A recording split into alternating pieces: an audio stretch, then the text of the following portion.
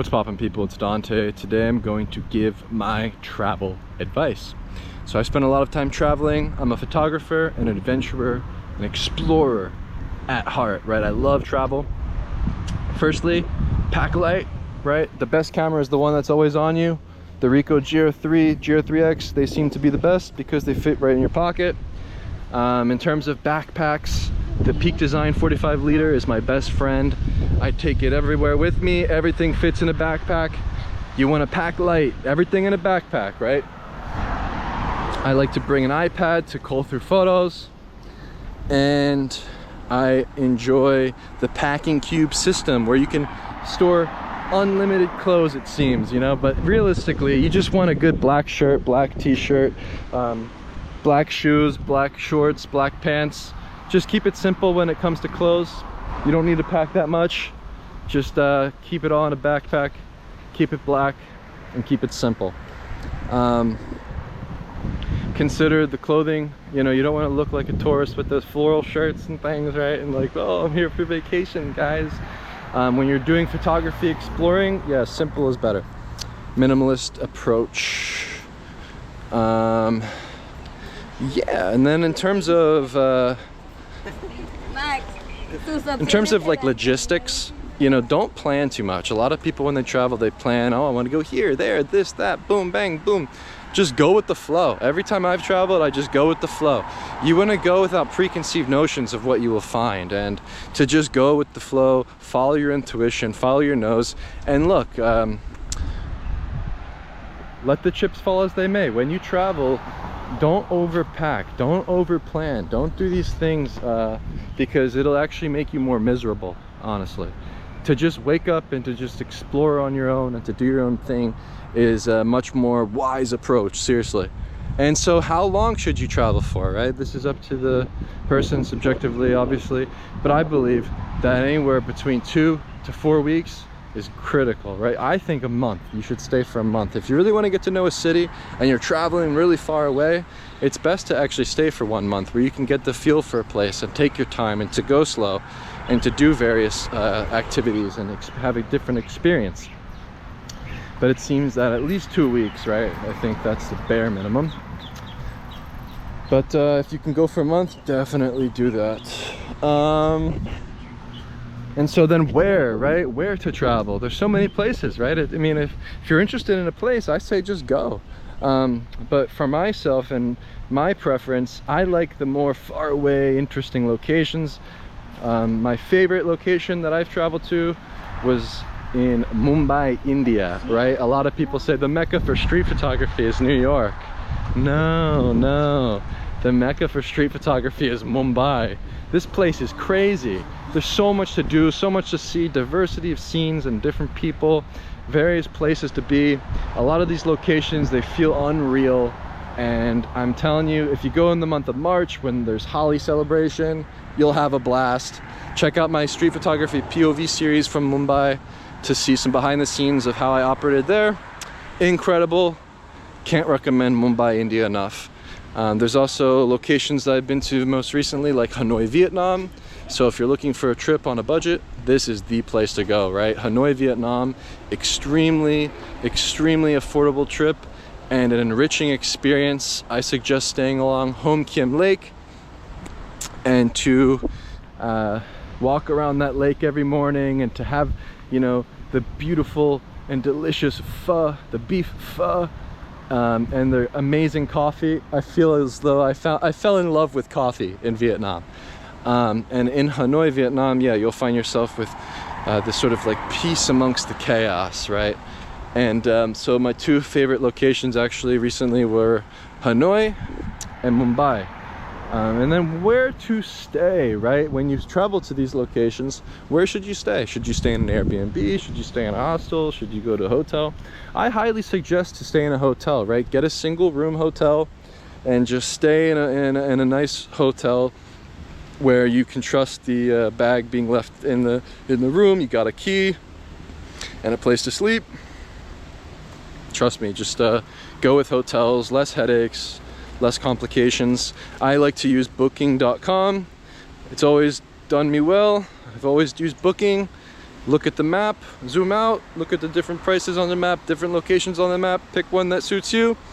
Yeah, and go with Booking. Booking is a great hotel service thingy app, place to reserve.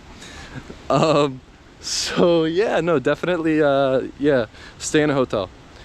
You know, don't give yourself headaches. Keep it easy, keep it easy. And then another one is like, should you travel with a partner, right? Should you go alone? It's up to you, but I'd say go alone. I think that solo travel, solo backpacking, solo traveling, look, this is the ultimate way to experience a place where you can go at your own pace and you can have your own way of doing things and you can just go slow and do your own thing. Definitely suggest traveling alone. If you want to travel with a buddy, there's nothing wrong with that. I enjoy that sometimes, but definitely mostly travel on my own, right? Traveling alone, away from home, keep the phone in the pocket, you know, or in the bag. Don't check it. Just stay in the moment and just explore endlessly and walk endlessly and get lost in the sauce. You know, I think that's the goal, is to enrich yourself with the experiences on your own. And it's very fulfilling, and it's probably one of the greatest joys in life for me, is to explore endlessly, to just walk on my own, do my own thing in a new place, and to go at my own pace. And then, you know, if you're doing photography, you know, it's great to go there with this mindset of making great pictures, right? It's okay. You know, I want to make good pictures when I travel places, right? I want to come home with something to look at and be proud of with my photography. So in terms of photography, you know, having that month experience, it'll keep you at ease. It'll give you more time. You don't have to rush anything, and you can make pictures at your own pace. And then in terms of like video, I actually think video is awesome, right? To share the video experience and to keep a GoPro in your pocket is probably a good idea. You know, I use the GoPro Mini. There's no LCD screens, no distractions, and I keep this in my pocket so that if I experience something, like in my past trip to Rome, I filmed myself going through the churches and through the streets and into the butcher shops and into different things, you know, just to treat the GoPro like a note-taking tool and a way for you to cherish memories for yourself alongside your photography. I actually do recommend this. I think that it's a very fulfilling thing to sort of look back on, are, you know, your sort of homemade videos, if you will. And I think the GoPro, yeah, it's the best tool for the job if you want to implement video into your sort of workflow. Very easy. And, you know, what you want to do when you travel is remain as open-minded as possible, right? I like to speak with the locals, you know, I like to learn as I go. I like to visit the temples. I like to go wherever they pray.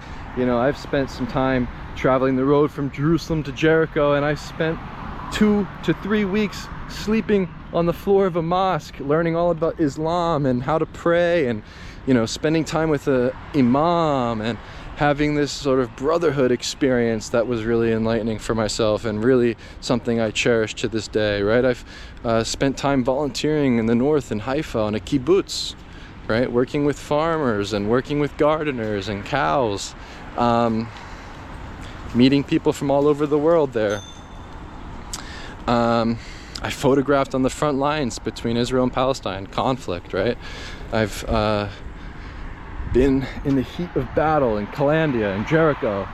I was a Peace Corps volunteer in Zambia, Africa, where I worked with the Rural Aquacultural Program and the Department of Fisheries, and in Mpanta village in Samtia district with the Ichibemba tribe. Naishiba Ichibemba sana, nafayu kutanda loko Zambia ukubumba inichishiba. I missed that time there in the rural villages and the remote villages, right? This is something that I've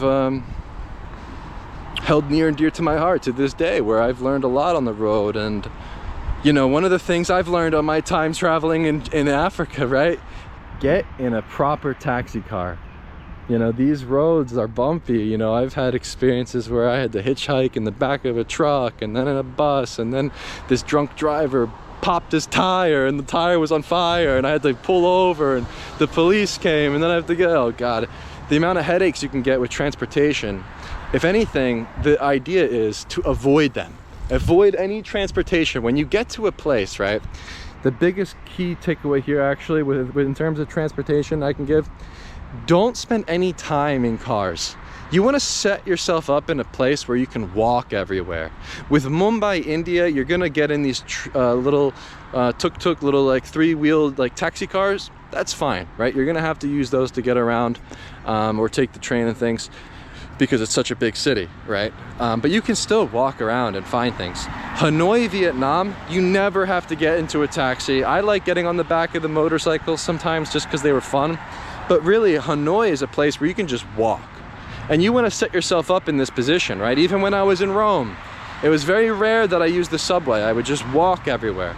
In Mexico City, same thing, walking everywhere. You want to set yourself up where you can walk out of your hotel room and be immersed in the city. You don't want to have to do all this sort of planning in advance or trips, you know, day trips and things. You don't need it. You know, spend that time in that place. Don't do these day trips and things. It's just it's a bunch of nonsense and it's just going to give you a headache, truly. And so while I'm wrapping this up, yeah, maybe I can just share more of my travel experiences I find that were interesting. In Zambia, Africa, when I was a Peace Corps volunteer, I participated in a Seventh-day Adventist church camp where, yeah, I stayed under the stars, under the sun, in these sort of makeshift tents with sticks and tarps. And I photographed baptisms in the lake and, you know, documented everyday sort of life in the village, whether it was funerals, church processions, programs, farming. Very beautiful time I had when I was in Africa, actually. And this is one of my best trips when I look back, because I spent a full year. You know, I was supposed to spend 27 months, but the COVID-19 thing happened and I had to go home. But yeah, a year in the village really did teach me a lot about humanity in general.